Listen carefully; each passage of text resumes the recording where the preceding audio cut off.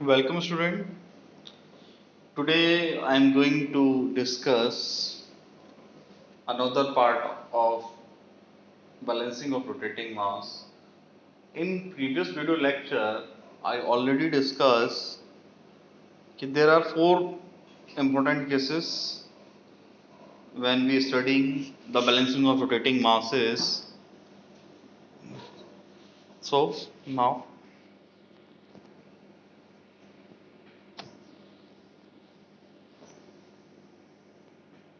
okay, these are the four following cases. First is balancing of rotating mass by single mass rotating in the same plane, balancing of a single rotating mass, two masses rotating in different plane, balancing of different masses rotating in the same plane, and balancing of the different of masses in different plane. Okay, so let us take a first case, a balancing of single rotating mass by the single plane. Okay, so let us suppose this is a figure, this is a shaft, this is the axis of rotation, radius of rotation is r1, and on other mass, balancing mass, this is a disturbing mass, m1 is our disturbing mass, this one disturbing, and m2 is our balancing mass. So there is a radius of rotation from the axis of rotation is r1 for the mass m1, or r2 for the balancing mass m2.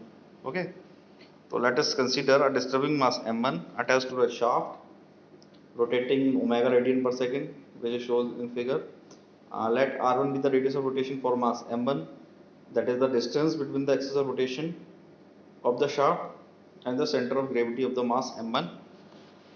And we know that the centrifugal force by the mass m1, this one, we know that what is the formula of centrifugal force, mb square by r, and we already know that v equals to r omega, then we put m r square omega square, ठीक है, upon r, then we calculate the value m r omega square. So for first mass, that is our disturbing mass, we can write this equation fc1 equals to m1 r1 omega square.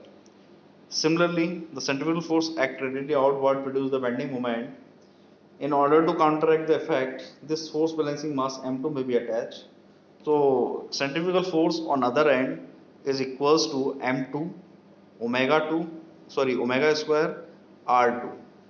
Okay, you can see here, this is the formula, and what is r2? m2 is the balancing mass, and r2 radius of rotation of the balancing mass, that is the distance between the axis of rotation of the shaft and the cg, center of gravity of the m2. For balancing, we can equate the both, then we got this equation for the balancing of mass, m1 r1 equals to m2 r2. That means if there is some disturbing mass, we want to calculate balancing, how much amount of balancing mass we put balancing of this system, then we can calculate the value m1 r1 upon r2 equals to m2. So this is the quantity of the balancing mass. Same you can see in this equation, we can balance the other part by increasing the radius of rotation, by increasing or decreasing the radius of rotation, so you can also balance. Okay, now we take second case. Okay, balancing of the single rotating mass by the two masses rotating in different plane. So first of all, we discuss there are two conditions, static balancing and dynamic balancing. The net dynamic force acting on a shaft is equal to 0. This requires that the line of action of the three centrifugal forces must be the same. In other words, the center of the masses of the system lie on axis of rotation. This is a condition for the static balancing.